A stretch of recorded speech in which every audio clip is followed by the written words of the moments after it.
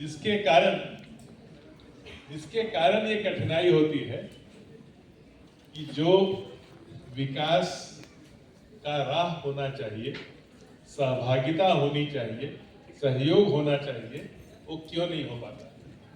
आपकी तरह आपकी उम्र में मैं भी घूमता चलता था यही सोच करके कि आखिर परिवर्तन कैसे होगा, आखिर जीवन बेहतर कैसे होगा, आखिर हर परिवार के बच्चे बच्चियों को अपने मानव क्षमता को पूरा विकसित करने का अवसर कब मिलेगा। हम कब तक दबे कुचले रहेंगे। जब इन विषयों पे विचार करता था तो लगता था उस समय कि बहुत बहुत दूर है।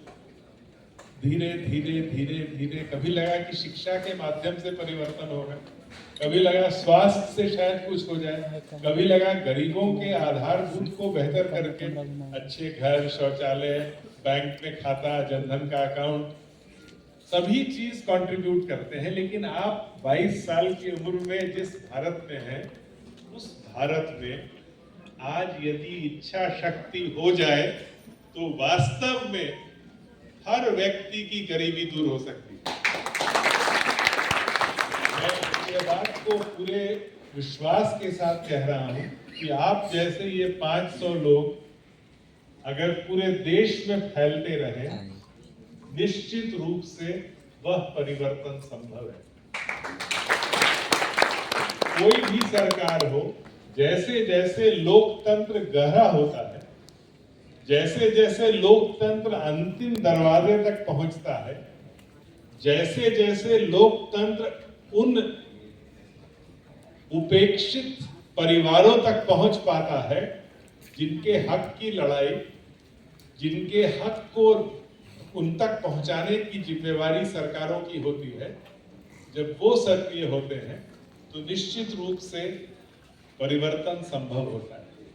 और इस परिवर्तन की कड़ी में आप जितने लोग, जब आपने अपना वर्णन किया कि आपने प्रोजेक्ट क्या किया, पब्लिक सिस्टम प्रोजेक्ट आपका क्या था, लगभग सभी केसेस में यह बात सामने आ रही थी कि आपने कुछ ऐसा किया जिससे आम जन के जीवन में बेहतरी आई। यह संभव है। आज ये मजबूती से कहने की आवश्यकता है कि यह संभव है। और आपकी अनुमति से इस उत्तर के साथ तो एक बात को रखना चाहूंगा। और देखिए, नौकरी करने के बाद कुछ अध्ययन करने की भी आदत रही शुरू से, पढ़ते लिखते रहने का, कई लोगों के साथ काम करने का मौका मिला, प्रोफेसर जॉन ग्रेज, अमर्त्य सेन, कई लोगों के साथ काम करने का मौका लगा। कभी लगता था कि शिक्षा कर देने से ही सब कुछ हो जाएगा, फिर लगता था कि अगर ये गरीबी की स्तर ये रहेगी तब तक तो फिर आगे कैसे बढ़ पाएंगे। जब सब कुछ अध्ययन करके अभी हमारे मन में जब इसकी मैं विश्लेषण करता हूं आज के भारत की, तो दो बातें विशेष रूप से हमारे सामने, विभिन्न राज्य के बच्चे आए हैं यहाँ पे, बच्चे बच्चियां, दो बातें जो निकल करके सामने आती है। एक पक्ष है जिससे आप भी उलझ करके और जिससे आप सीख करके आप आए हैं, वो है विकेंद्रीकरण का, डिसेंट्रलाइजेशन। जहां कहीं हम देखते हैं कि विकेंद्रीकरण में राज्य सरकारों ने पूरी ऊर्जा झोंक दी है, जहां कहीं हम देखते हैं कि निर्वाचित जनप्रतिनिधि पंचायतों के, उनके साथ साथ समुदाय की सक्रिय सामाजिक संगठन, कहीं कुडुम्बश्री के नाम से, कहीं मिशन शक्ति के नाम से, कहीं जीविका के नाम से महिलाओं का संगठन भी होता है, उन जगहों पे अपेक्षाकृत स्थिति में बेहतरी ज्यादा गति से होती है। रिजर्व बैंक ऑफ इंडिया ने 2023 के अपने रिपोर्ट में छठे चैप्टर में स्टेट ऑफ पंचायती राज पे एक लेख लिखा है। उन्होंने डेवोल्यूशन इंडेक्स, विकेंद्रीकरण का जो आंकड़ा होता है, उसको लिया है राज्यों का कि किन राज्यों में ज्यादा विकेंद्रीकरण हुआ, और उसकी तुलना उन्होंने की है मानव विकास के आंकड़ों से। इस बात को उन्होंने सामने रखा है कि जिन राज्यों में केरल, कर्नाटक, तमिलनाडु जहां जहां पर विकेंद्रीकरण हुआ है ज्यादा, वहां वहां पर मानव विकास में भी बेहतरी ज्यादा हुई है।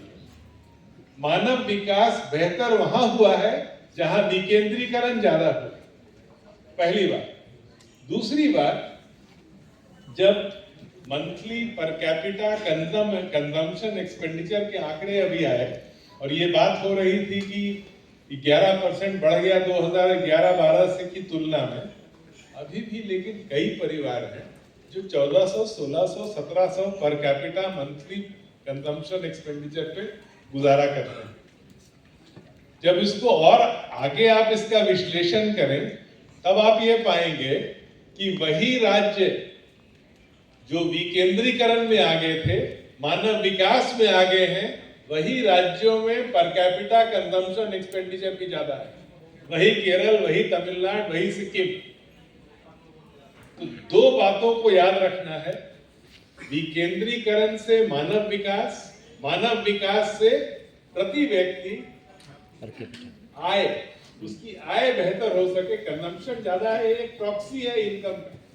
हम खर्च ज्यादा तभी कर पाएंगे जब हमारा इनकम ज्यादा होगा। इनकम ज्यादा वही है जहां कंजम्पशन ज्यादा है। कंजम्पशन ज्यादा वही है जहां ह्यूमन डेवलपमेंट है। ह्यूमन डेवलपमेंट वही है जहां विकेंद्रीकरण है। तो जिस बात को आप भी अभी बात में रख रहे थे, इसे हिंदुस्तान के हर नागरिक को समझना पड़ेगा। विश्वास तो करके देखिए, सब पैसे को पूर्व ही निर्धारित तरीके से खर्च क्यों कर रहे हैं? विश्वास तो करके देखें लोकल लेवल पे। और पैसों के साथ साथ फ्लेक्सिबल फंडिंग के साथ साथ आप जैसे नौजवानों और महिलाओं की आवश्यकता होगी एज अ प्रोफेशनल, पंचायत तभी कामयाब होंगे जब उनके पास आप जैसे प्रोफेशनल होंगे।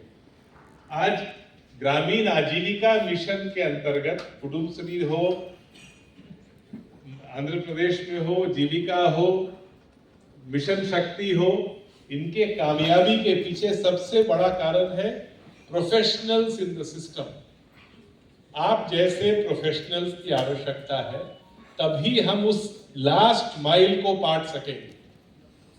बिना आपके प्रोफेशनल लीडरशिप के उस स्तर पर हम उस गैप को पाट नहीं पाएंगे। ये प्रारंभिक बातों को आपके सामने रखना चाहूंगा। धन्यवाद।